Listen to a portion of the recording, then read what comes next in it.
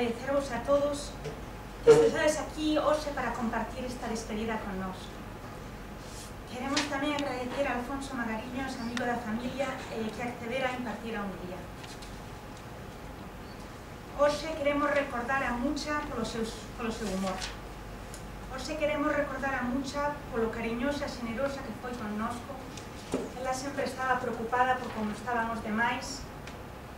Ela sempre estaba ansiosa, sentada nun canto da ventana, agardando que chegábamos para asegurarse de que chegábamos ben a súa casa.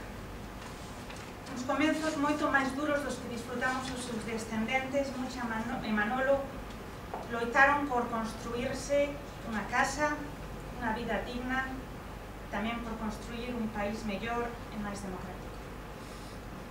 Mucha sempre estivo preocupada do que seu fillo, súa nora e súa neta tiveran moitas das cousas que ela non puido ter.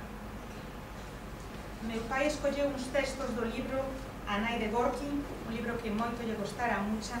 Vou pasar a ler uns extractos.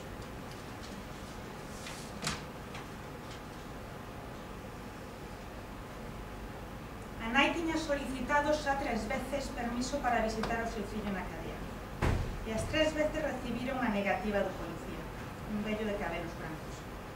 Ao final, concederon o permiso, e o domingo a nai sentouse modestamente no canto do locutorio da cárcel. Irritada, a nai preguntoulle ao fillo: "Te deixarán sair pronto? Por que te prenderon? Foi polas outavillas?" Entón o carceleiro gritou: "Está prohibido falar desas cousas. Sepárense." E a visita rematou. Máis tarde, a nai dixo a súa curmán: "Os fillos son os pedazos máis grandes do noso corazón. Non teño palabras para explicar o que sinto.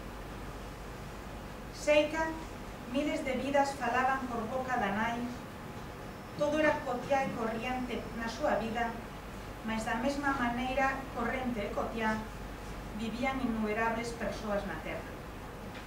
E por iso a historia da nai adquiría unha significación profunda." Gracias a todos por vir. Terminamos coas últimas oracións para o traslado do corpo.